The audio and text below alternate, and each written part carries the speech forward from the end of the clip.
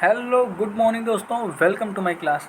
तो आज जो है हम इम्पॉर्टेंट हेडक्वार्टर्स के पार्ट 2 को पढ़ेंगे। जो बचे खुचे हेडक्वार्टर हैं, जो बचे खुचे संगठन हैं, उनके बारे में हम लोग डिटेल में जानने का प्रयास करेंगे। ठीक है, जिससे आपके पेपर में क्वेश्चंस गलत होने की संभावना बहुत कम हो जाए। ठीक है, और आपका सिलेक्शन जल्दी से जल्दी हो जाए। तो आइए शुरू करते हैं। तो अगला है 11 तक तो बता चुके थे। 12वां नंबर से देखते हैं। इसका है दक्षिण एशियाई क्षेत्रीय सहयोग संगठन। दक्षिण एशियाई क्षेत्रीय सहयोग संगठन। ठीक है, अच्छा इसका नाम है सार्क। ठीक है, south Asian association for regional corporation. ठीक, south Asian association for regional corporation. इसका मुख्यालय आपका मिल जाएगा काठमांडू, नेपाल में। अच्छा, कभी कभार ये पूछ लेता है कि सार्क की स्थापना कहाँ हुई थी। सार्क की स्थापना आपकी हुई थी ढाका में। सार्क की स्थापना कहाँ हुई थी? ढाका में। अच्छा, यहाँ देखिए लिखा भी है। स्थापना जो है 1985 में कहाँ हुई थी? ढाका में हुई थी। इसके सदस्य देश कितने हैं? सदस्य देश इसके हैं 8। ठीक है, अगर पूछा जाए कि इसके सदस्य देश कितने हैं, इसके सदस्य देश आपको मिलेंगे 8। ठीक है, बढ़ते हैं नेक्स्ट पे। अगला है आसियान के बारे में हम पढ़ेंगे। तो आसियान में लिखा है दक्षिण पूर्व एशियाई राष्ट्रों का संगठन। दक्षिण पूर्व एशियाई राष्ट्रों का संगठन, इसे कहते हैं आसियान। ठीक है, अगर पूछेगा आसियान का पूर्ण रूप क्या है, तो दक्षिण पूर्व एशियाई राष्ट्रों का संगठन। अच्छा, दक्षिण पूर्व मतलब क्या होता है? दक्षिण पूर्व एशियाई, मान लीजिए ये पूरा एशिया है। ठीक, मान लीजिए ये पूरा एशिया है, तो दक्षिण पूर्व कहाँ होगा? दक्षिण मतलब ये पार्ट हो गया। ठीक, अब पूर्व मतलब ये पार्ट हो गया। दक्षिण पूर्व मतलब यहाँ जगह है। ठीक है, तो इस स्थान पे जो जगह होगा उसका नाम है दक्षिण पूर्व एशिया। ठीक है, समझ में आ रहा है? आगे चलते हैं। अच्छा, दक्षिण तो आसियान का मुख्यालय आपको मिल जाएगा जकार्ता, इंडोनेशिया में। ठीक है, और इसी इंडोनेशिया के जो राष्ट्रपति हैं वो हैं जोको विडोडो। कौन है? Joko Widodo. ठीक है, ऐसी इंडोनेशिया की राजधानी जकार्ता थी। अब इसकी नई राजधानी हो गई है न्यू संतारा। क्या हो गई? न्यू संतारा। याद रखेंगे, ये सब पेपर में पूछे जा सकते हैं कि इंडोनेशिया की नई राजधानी क्या होगी, तो न्यू संतारा है। अच्छा, अगर पूछे कि इसकी स्थापना कब हुई थी, इसकी स्थापना हुई थी आपकी 8 अगस्त 1967 को। इसकी स्थापना अगर पूछा जाए इसकी स्थापना कब हुई थी, तो 8 अगस्त 1967 को। इसमें सदस्य देश कितने मिलेंगे? तो सदस्य देश मिलेंगे आपके 10। ठीक है, बढ़ते हैं नेक्स्ट पे। चलिए, नेक्स्ट है आपका ओपेक। नेक्स्ट क्या है? ओपेक है। ठीक है, अच्छा ओपेक मतलब क्या होता है? तेल निर्यातक देशों के संगठन है। ठीक है, तो तेल का निर्यात करते हैं उन देशों का क्या है? ये संगठन है। ठीक है, फिर से देखिए, ओपेक का मतलब ये होता है कि जो देश तेल का निर्यात करते हैं उन्हीं देशों का क्या है? संगठन है। अच्छा, इसका मुख्यालय मिल जाएगा आपको वियना में, जो कि ऑस्ट्रिया की राजधानी है। इसका मुख्यालय, ओपेक का मुख्यालय मिल जाएगा आपका वियना में, जो कि ऑस्ट्रिया की राजधानी। इसका स्थापना हुआ था सितंबर 1960 में बगदाद में। अच्छा, बगदाद किसकी राजधानी है? बगदाद आपकी राजधानी है इराक की। ठीक है, तो अगर ये भी बहुत इंपॉर्टेंट हो जाता है। देखिए, अच्छा इसका हेडक्वार्टर अलग है और स्थापना अलग है। अच्छा, ऐसे ही मैंने आपको एक और बताया था, इसकी स्थापना कहीं और हुई थी और उसका हेडक्वार्टर कहीं और था। तो कौन सा है? आपको कमेंट सेक्शन में बताइए कौन सा है, तो वो आपका हो जाएगा। चलो चलिए मैं ही बता दे रहा हूँ। तो वो आपका है सार्क। ठीक है, जिसके सदस्य देश थे आपके 8। 1985 में उसकी स्थापना हुई थी। कहाँ पे? तो ढाका में। लेकिन उसका मुख्यालय अगर पूछा जाए तो मुख्यालय आपका मिलेगा काठमांडू में। ठीक है, उसी तरह से ओपेक का मुख्यालय तो आपका वियना ऑस्ट्रिया में है, लेकिन जब इसकी स्थापना हुई थी सितंबर 1960 में, तो इसका स्थापना के समय ये कहाँ पे था? तो बगदाद में।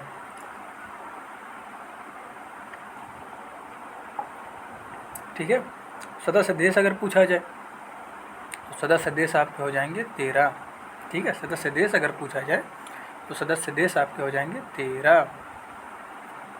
अच्छा, फिर इसमें कुछ और लिखा है इम्पोर्टेंट पॉइंट कि जनवरी 2020 में एक्वाडोर ने इसकी सदस्यता क्या कर दी? छोड़ दी। मतलब अब सदस्य कितने बचे हैं? 12। ठीक, जनवरी 2020 में इक्वाडोर ने इसकी सदस्यता क्या की है भैया, छोड़ दी है। पढ़ते हैं आगे। रेड क्रॉस भैया बहुत खतरनाक चीज़, रेड क्रॉस। इसके संस्थापक हैं हेनरी ड्यूनेंट। ठीक, पहला चीज़, इसके संस्थापक कौन है? हेनरी ड्यूनेंट, बहुत इंपॉर्टेंट। और क्यों इंपॉर्टेंट हो जाता है भैया? 3 बार नोबल मिला है इसको। कितनी बार? 3 बार नोबल मिला है इस संस्था को, 3 बार नोबल मिला है। अच्छा, इसको जारी कौन करता है? इसको जारी करता है IUCN। ठीक, मतलब ये कंजर्वेशन ऑफ नेचर करके होता है, international union of conservation of nature. ठीक है, ऐसे करके है। हेडक्वार्टर इसका मिल जाएगा आपको जिनेवा में, स्थापना 1683 में। और रेड क्रॉस दिवस कब मिलेगा? 8 मई को। ठीक है, फिर से देखते हैं। रेड क्रॉस दिवस 1964 को स्थापना हुई थी रेड क्रॉस की। सॉरी, मैंने आपको जो है रेड डाटा बुक के बारे में बता दिया। सॉरी, ये जो मैंने आपको बताया है ये रेड डाटा बुक के बारे में है। ठीक है, ध्यान दीजिएगा, ये रेड डाटा बुक के बारे में है जो IUCN द्वारा पेश किया जाता है। मैंने रेड डाटा बुक के बारे में बताया था। रेड क्रॉस जो है, हाँ इसी को, लेकिन 3 बार नोबल मिला था। नोबल किसको मिला था? तो रेड क्रॉस को ही 3 बार नोबल मिला था।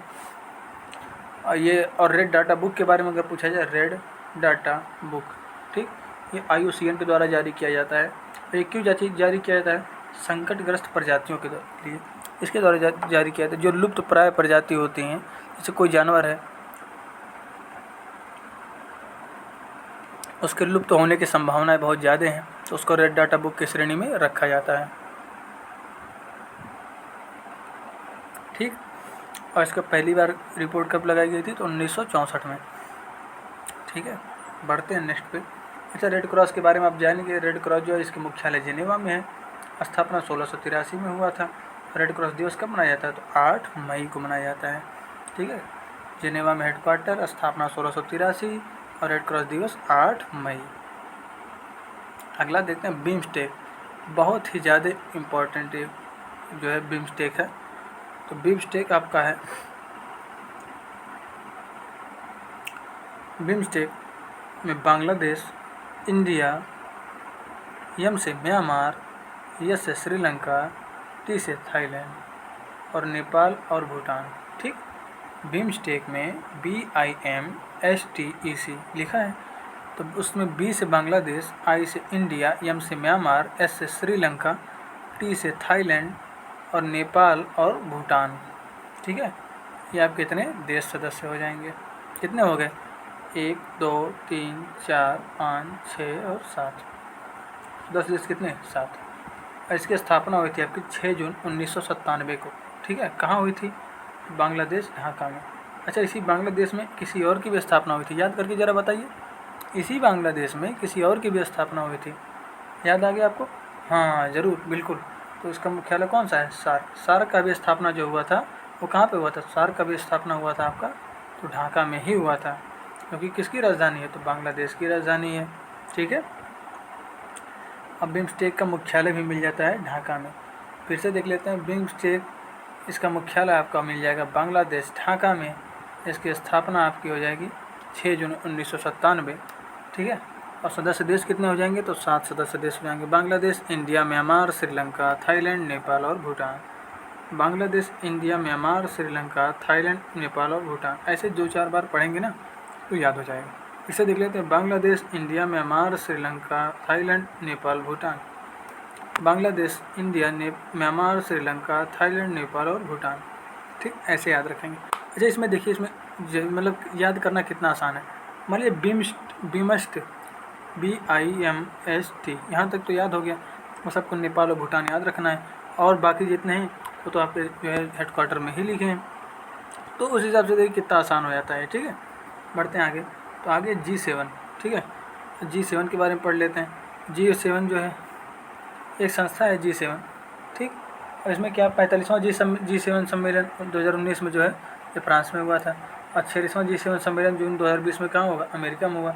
इसकी स्थापना हुई थी 1975 में। ठीक है, 1976 में इसका नाम क्या रखा गया था? G7 में रखा गया। बहुत मोस्ट इंपॉर्टेंट क्वेश्चन कि G7 नाम का कब रखा गया? तो 1976 में रखा गया। इसकी स्थापना कब हुई थी? तो 1975 में। कहाँ हुई थी? तो भैया फ्रांस में हुई थी। कहाँ हुई थी? तो फ्रांस में हुई थी। इसका ये जो सम्मेलन यही पूछता है मैक्सिमम G7 का जो है 45वां सम्मेलन हुआ जो फ्रांस में हुआ। 40वां पूछेगा, 40वां अमेरिका में हुआ। ठीक है, बढ़ते हैं नेक्स्ट पे। तो G20 की बात कर लीजिए भैया। तो G20 इसकी स्थापना हुई थी आपकी 26 सितंबर 1999। 26 सितंबर 1999। अच्छा, इसी 1999 में आपको याद आ रहा होगा, तो इसी 1999 में GI टैग एक्ट आया था। क्या आया था? GI टैग एक्ट आया था। ठीक है, याद रखेंगे। जैसे इसका G20 के 14वां सम्मेलन जो हुआ था जून 2019 में, ठीक है, ओसाका जापान में हुआ था। कहाँ हुआ था? ओसाका जापान में। इसका अगर 15वां सम्मेलन पूछा जाए तो नवंबर 2020 में कहाँ हुआ था? रियाद में हुआ था। ठीक है, रियाद जो कि कहाँ मिल जाता है आपको? सऊदी अरब में। ठीक है, अगला देखते हैं इसका। अच्छा, 14-15 तो याद कर लिए, इसका 19 और 20 में याद कर लिए। अब 21 में देख लेते हैं। अब 16वां सम्मेलन जो है इटली में होगा 2021 में। ठीक है, 16वां सम्मेलन इटली में होगा जो 2021 में। 17वां सम्मेलन 2022 में कहाँ होगा? दिल्ली, भारत में होगा। अच्छा, अब ऐसे याद रखते हैं डायरेक्ट। 14वां सम्मेलन ओसाका जापान में। 14वां सम्मेलन अगर पूछा जाए, 14वां सम्मेलन तो आपका हो जाएगा ओसाका, जो कि कहाँ पे है? जापान में है। अगर 15वां सम्मेलन की बात करें तो हो जाएगा आपका रियाद, जो कि सऊदी अरब में है। अगर 16वां सम्मेलन की बात की जाए तो ये आपका कहाँ हो जाएगा? तो ये हो जाएगा आपका इटली में। ठीक, अगर पूछा जाए कि 16वां सम्मेलन G20 का 16वां सम्मेलन का आयोजन कहाँ किया गया, तो आपका हो जाएगा इटली। अगर आपका पूछे G20 का 17वां सम्मेलन कहाँ आयोजित किया गया, तो आपका हो जाएगा दिल्ली। ठीक है, G20 का अगर पूछे 17वां सम्मेलन कहाँ आयोजित किया गया, तो आपको हो जाएगा इटली। ठीक है, अरे सॉरी, भारत। ठीक है जी, 17वां सम्मेलन कहाँ हो जाएगा? भारत। 16वां सम्मेलन कहाँ हो जाएगा? इटली। 14वां सम्मेलन कहाँ हो जाएगा? ओसाका। 15वां सम्मेलन कहाँ हो जाएगा? तो रियाद, जो कि सऊदी अरब में है। ठीक, यहाँ पे भैया कोई नदी ही नहीं है, सऊदी अरब में कोई नदी ही नहीं है। इटली की जो राजधानी रोम है, रोम में कौन सी नदी बसा है? तो रोम भैया आपका बसा है, रोम आपका जो है टाइबर नदी पे। रोम किस पे बसा है? तो टाइबर नदी पे बसा है। याद रखेंगे, बहुत पेपरों में 1 नंबर 2 नंबर के ऐसे क्वेश्चन पूछ लिए जाते हैं अचानक। इसे रोम किस नदी बसा है? तो टाइबर नदी बसा है। अगर पूछे ऑस्ट्रेलिया की राजधानी कैनबरा, तो मर्रे डार्लिंग नदी पे।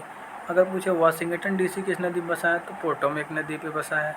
ठीक है, तो ऐसे जो है क्वेश्चनों को आप याद रखेंगे हमेशा। ठीक है, अगला देखते हैं।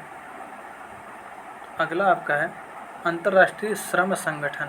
बहुत इंपॉर्टेंट क्वेश्चन है, अंतर्राष्ट्रीय श्रम संगठन। ठीक है, अंतर्राष्ट्रीय श्रम संगठन के बारे में अगर देखें तो इसका मुख्यालय आपका मिलेगा जिनेवा, स्विट्ज़रलैंड में। ठीक है, क्या मिलेगा? जिनेवा, स्विट्ज़रलैंड में। फिर से देखते हैं अंतर्राष्ट्रीय श्रम संगठन, इंटरनेशनल लेबर ऑर्गेनाइजेशन, ILO इसका फुल फॉर्म हो जाता है, इंटरनेशनल लेबर ऑर्गेनाइजेशन। ठीक है, इसका मुख्यालय आपका मिल जाएगा आपको जिनेवा, स्विट्ज़रलैंड में। ठीक, इसकी स्थापना आपकी हो जाएगी 29 अक्टूबर 1919 को। बहुत पहले अब स्थापना हो गई थी इसकी, 29 अक्टूबर 1919 को ही इसकी स्थापना कर दी गई थी। और इसके सदस्य देश कितने हैं? इसके सदस्य देश आपके हैं 187। इसके सदस्य देश कितने हैं? तो 187 हैं।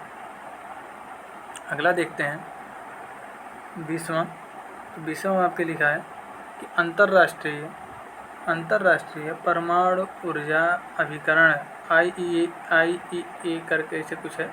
ठीक है, तो ये आपका है ऐसे, मतलब इंटरनेशनल सोलर अलायंस करके कुछ होगा, इंटरनेशनल एटॉमिक एनर्जी करके होगा। इंटरनेशनल अगर इसको बनाया जाए तो इंटरनेशनल एटॉमिक एनर्जी, ठीक, अभिकरण का कुछ होगा, बनेगा कुछ IEA करके होगा, हो सकता है वो। तो इसका मुख्यालय आपका मिलेगा वियना, ऑस्ट्रिया में। ठीक है, अगर पूछे अंतर्राष्ट्रीय परमाणु ऊर्जा आयोग का मुख्यालय कहाँ मिलेगा, तो मुख्यालय आपका मिलेगा वियना, जो कि ऑस्ट्रिया में है। ठीक, अच्छा, इसकी स्थापना की बात की जाएगा तो स्थापना आपका हो जाएगा 29 जुलाई 1957 को। अगर पूछा जाए कि अंतर्राष्ट्रीय परमाणु ऊर्जा अभिकरण की स्थापना कब की गई थी, तो स्थापना की गई थी 29 जुलाई 1957 को। 29 जुलाई 1957 को। अच्छा, इसके सदस्य देश हो जाते हैं आपके 171। सदस्य देश क्या कितने हो जाते हैं? तो 171 हो जाते हैं। ठीक है, तो आपको मेरी वीडियो कैसी लगी? तो आज मैं यहीं बंद करता हूँ। फिर आगे देखिए, जब थोड़ा थोड़ा पढ़ाएंगे ना, तो थोड़ा थोड़ा आपको याद होता रहेगा। अगर एक बार में ही सारा, मैं तो मेरा क्या है, मैं तो एक बार में सारा पढ़ता चला जाऊँ, सारा आपको पढ़ाता चला जाऊँ, लेकिन आपके दिमाग में जो है ना, ये सारे रिपीट नहीं होंगे, सारे आपको अच्छे से याद नहीं होंगे। इसलिए हम थोड़े थोड़े 10-10, 15-15 आपको धीरे धीरे करके याद करा देंगे, तो आपको जो है इसको याद करने में बहुत ज़्यादा आसानी रहेगी। ठीक है, क्योंकि ये चीज़ अगर आप एक दिन में पढ़ोगे तो एक दिन में आपको याद होने से रहा, याद होगा नहीं, भूल जाएगा। तो बार बार पढ़ने से अच्छा है कि हम छोटा छोटा करके धीरे धीरे करके आपको सारे हेडक्वार्टर्स जो है आपको ज़ुबान पे रटा देंगे। ठीक है, ज़ुबान पे रटा देंगे धीरे धीरे, एक एक से जोड़ के। ठीक है, आपको सारे एक से बढ़ के एक सारे क्वेश्चन भी कराएंगे। इसके हेडक्वार्टर कौन कौन से इंपॉर्टेंट हैं, कैसे इसके क्वेश्चन आते हैं, कैसे क्या होता है, कैसे क्या होता है, सब आपको जो है बताया जाएगा हमारे चैनल पे। ठीक है, तो चलिए आपसे मिलते हैं नेक्स्ट वीडियो में। तो आपको मेरी वीडियो कैसी लगी कमेंट सेक्शन में ज़रूर बताइएगा। और अगर आपको मेरी वीडियो अच्छी लगती है तो बस वही, वीडियो को लाइक करिए, शेयर करिए एंड सब्सक्राइब करिए। देखिए मेहनत करता हूँ तो मेरे लिए इतना तो कर सकते हैं, आप वीडियो को लाइक कर सकते हैं, शेयर कर सकते हैं और सब्सक्राइब कर सकते हैं, ये आपका फ़र्ज़ बनता है। ठीक है, इतना मेहनत से पढ़ाता है बंदा, तो अगर आप एक वीडियो को लाइक शेयर एंड सब्सक्राइब कर देंगे तो उसमें आपको कुछ नहीं जाएगा। हाँ, बशर्ते ये होगा कि मेरा हौसला बढ़ेगा, ठीक है, मेरी हिम्मत बढ़ेगी, जिससे मैं आपके लिए और अच्छे अच्छे कंटेंट ला पाऊँ। ठीक है, और अगर आपको इसमें कोई भी कन्फ्यूजन होता है, कोई भी क्वेश्चन होता है, तो आप मुझसे डायरेक्ट आप कमेंट कर सकते हैं, उसका जवाब हमारी टीम के द्वारा दे दिया जाएगा। ठीक है, तो मिलते हैं आपसे नेक्स्ट वीडियो में, तब तक के लिए गुड बाय।